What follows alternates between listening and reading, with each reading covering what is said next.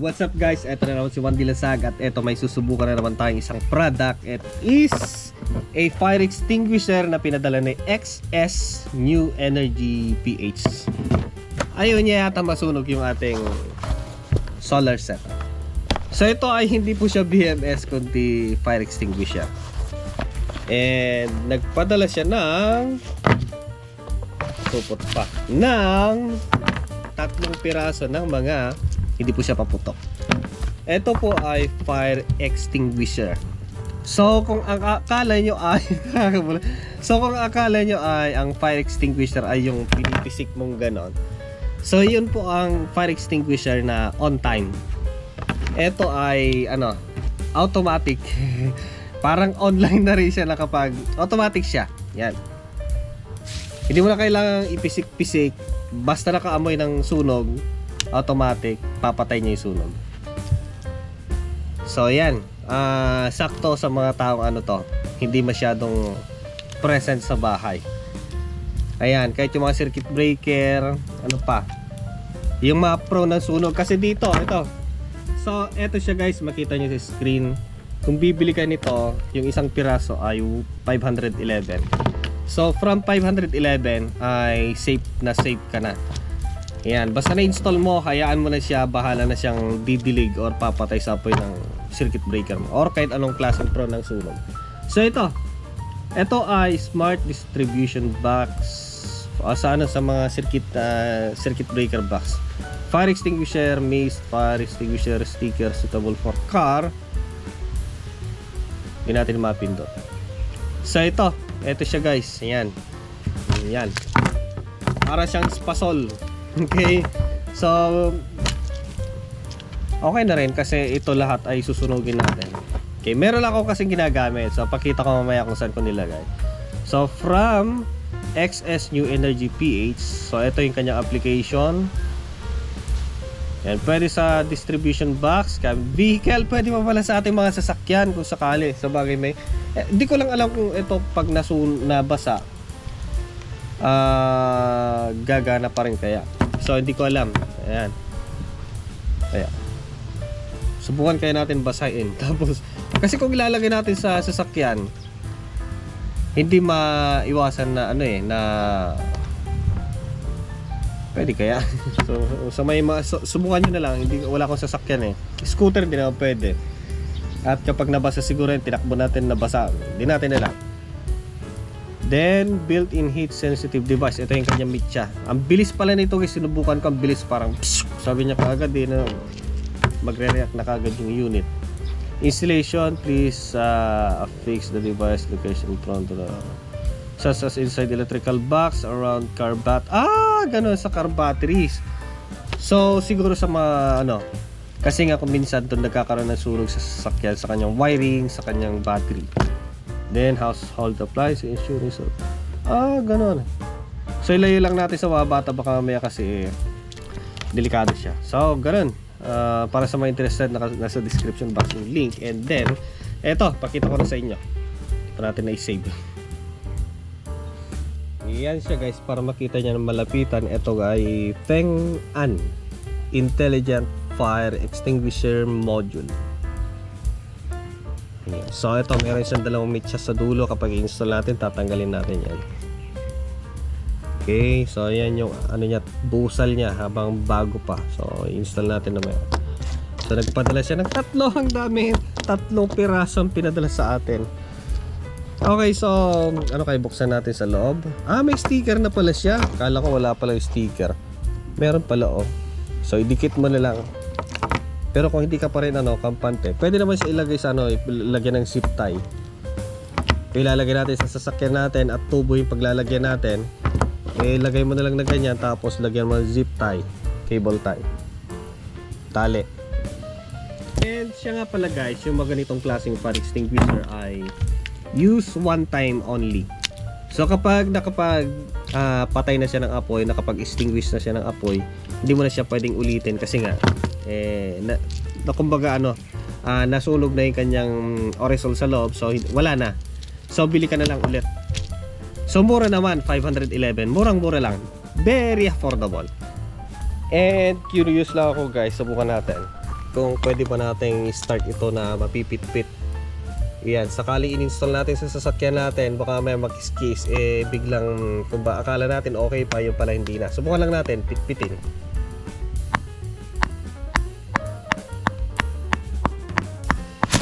Ah! Lakas! Lakas pala, oh. So, iwasan nyo na yung kanyang mitya ay magkakaroon ng friction, mapit-pit, magkaroon ng pressure. So, dapat relax lang yung kanyang wire or yung mitya. Baka akala nyo nasusunog yung sasakyan nyo yung pala na-activate na yung kanyang fire extinguisher. Yun, so iwasan natin may scratch, may ipit yung kanyang mitya. Yan. So, hindi pwedeng maipit, mapitpit, makaskas. Ito. Kaya pala may busal. So, kapag in-install naman natin yan, kailangan natanggal yan. Iwasan na lang natin yung maipit, yung magkaroon ng kaskas ng ganon. Maipit. At akala natin okay pa pala, nun pala hindi na. And kunyari, ito yung circuit breaker box natin. Ayoko naman kasi subukan ton kasi gumagana yung circuit breaker box ko. So ito, may nakalagay na circuit breaker sa loob, yung hindi ko ginagamit. Iyon. So kalimitan kasi na circuit breaker talagang enclosed siya. Walang butas. So ito, meron siyang butas sa taas. Baba, takpan na lang natin. Ganun. So ito, meron siyang double-sided tape dito. So yun yung tatanggalin natin. Okay, dito. Wala matitira sa akin. Wala na ako gagamitin. Sana naman si sender, si XS ba yun? New Energy PH, dapat dinamihan mo eh. Ayan, so tapos tatanggalin natin ito para ito yung makakamoy ng kalat natin dyan. Kung mas maganda pa sana, dikit yung ganyan dyan para kung sakaling magkaroon siya ng apoy, pak! Hindi maka-activate siya kaagad. Iyon. So ayan guys, andun yung dalawang fire extinguisher. So ngayon ay sisindihan natin sa ilalim, saka natin tatakpan. Pabilisan. Huwag yung gayahin to guys kasi napakadelikado nito.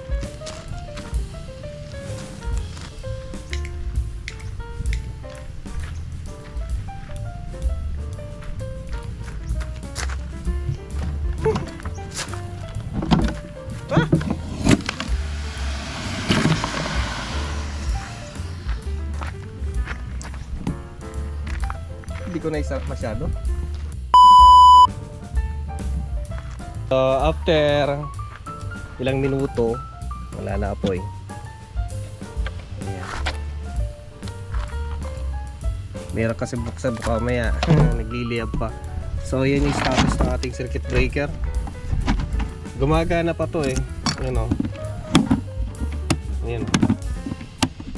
Ito yung ginamit. So, ayan, okay naman. Masyado lang malakas yung nilagay nating apoy. Mostly kasi yan hindi naman ganun kalakas yung apoy. Mga konti sirit-sirit lang. And yun yung masasagap niya. So agad-agad maglalabas siya ng aerosol. Malakas na usok. Okay? So, para sa mga gustong maging safe yung kanilang electrical wiring, electrical box, circuit breaker. So, yan. Pwede kayong gumamit ng ganito yung fire extinguisher ni XS New Energy PH. So, nasa description box yung mga gustong bumili. Puntahan nyo na lang po sa description. Then, for me siguro mas maganda para double safe. Gumamit kayo ng ganitong fire extinguisher. Then, gumamit kayo ng yung talagang ditangke. Yung pinipisig na gano'n. Pero hindi ko pa rin sinasabi guys na eto na siguro yung pinaka-safe. Mas maganda, i-ayos natin yung circuit breaker natin, sundin natin yung tamang wiring, sundin natin yung tamang size ng wire, tapos gumamit tayo ng tamang circuit breaker. Then dapat ay meron pa rin tayo talagang yung yung authorized talaga ng mga fire extinguisher. Ayan, yung ang tawag ba doon, may tangke. Ito ay for supplementary lang siya. At kung sakaling wala tayo, hindi naman tayo pwedeng nandun na lang sa circuit breaker. So supplementary lang siya kung sakaling wala tayo. At least meron lang kumbaga pansamantala na apula sa apoy. So yun, sa mga interested, pwede kayo sa akin kasi doon meron na nakalagay sa circuit breaker box. And para makita natin kung pwede ba nating iasa kay fire extinguisher ni XS New Energy PH. Yung kanilang shopping sinasabi ko, pero yung pangalan niya ay Feng An yata. Feng An brand fire extinguisher. So yan, para sa mga gustong bumili, nasa description box. And see you next time. Paalam muna. Bye bye.